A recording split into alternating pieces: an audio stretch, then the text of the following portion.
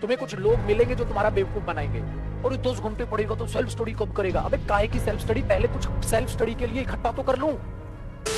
जब 4-5 महीने बाद चीजें रिलैक्स हो जाती है, 4-5 महीने में मैथ्स का सिलेबस भी काबू में आ चुका होता है, इंग्लिश का भी काबू में आ चुका होता है, ठीक है, रीजनिंग का भी, रीजनिंग बहुत छोटा सब्जेक्ट है, वो अपने आप में काबू में रहता है। फिर एक दिन होगा जिस दिन तुम फोन या लैपटॉप ओपन करोगे, नीचे जाओगे, हाँ, और लिस्ट में तुम्हारा नाम होगा।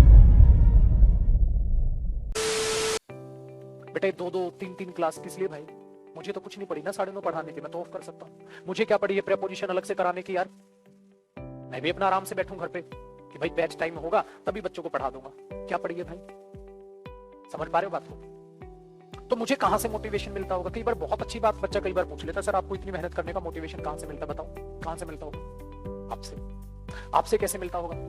जब आपकी कमेंट्स आती है, सर मेरे नंबर बढ़ गए, सर अच्छा लग रहा है, सर ऐसा मन कर रहा है अब तो इंग्लिश ही पढ़ते रहे, पहले वीक था अब अच्छी लग रही है सर इंग्लिश, तो भाई वहां से टीचर को, मुझे ही नहीं हर टीचर को वहां से मोटिवेशन मिलता है।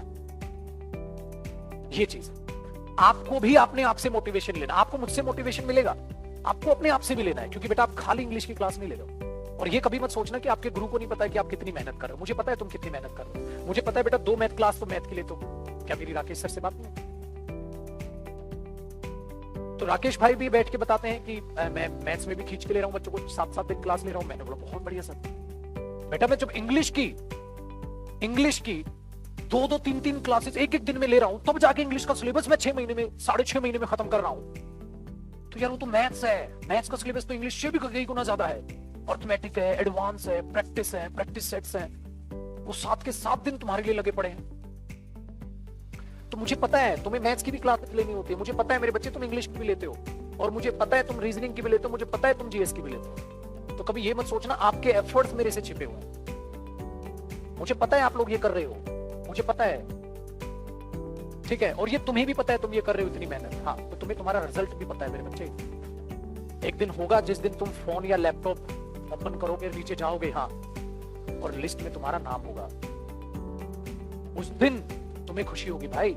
जिस दिन अपना लिस्ट में नाम देखोगे ना, उस दिन कोई जब तुमसे पूछेगा कैसे पेपर निकाला, तब बताओगे तुम भाई साहब ये एक दिन में 10-10 घंटे की तो क्लासेस ही हो जाया करती थी हमारी। 6 महीने है बेटा ये मेहनत, 6 महीने पिस लो। तो आपको क्या करना है बेटा, अपने ही एफर्ट से ना, अपने ही एफर्ट से खुश हुआ करो। हर एक की औकात नहीं है 10-10 घंटे पढ़ने की।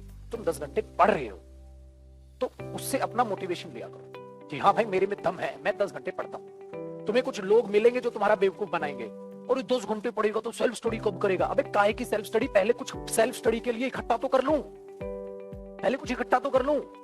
ये जो 4-5 महीने मेरा पीक टाइम है ना, हाँ, इसमें सारे सब्जेक्ट का कंटेंट इकट्ठा तो कर लूं। जब मेरे पास कंटेंट होगा, हथियार होंगे, तभी तो युद्ध लड़ूंगा ना। सेल्फ स्टडी क्या कर लूं? क्या उखाड़ लेगी सेल्फ स्टडी मेरे बच्चे? क्या कर लेगी सेल्फ स्टडी? सेल्फ स्टडी के लिए बैठ के कुछ पढ़ने को है ही नहीं।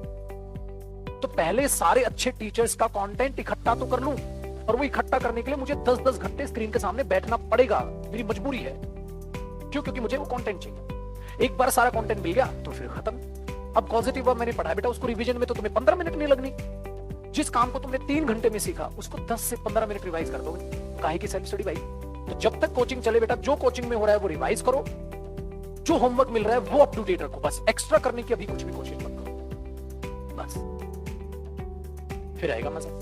और बेटा प्रैक्टिस कितनी कराऊं? तो क्या लग रहा है तुम्हें 6 महीने बाद क्लास खत्म, तब भी एक तो देखोगे, चाहे मैं वो यूट्यूब पे कराऊं, चाहे वो किसी के भी थ्रू कराऊं। तो एक बात याद रखना बेटा, मेहनत के बगैर कुछ नहीं है दुनिया में। जो मेहनत कर लेगा लिस्ट में नाम ले जाएगा, बस वही बात है।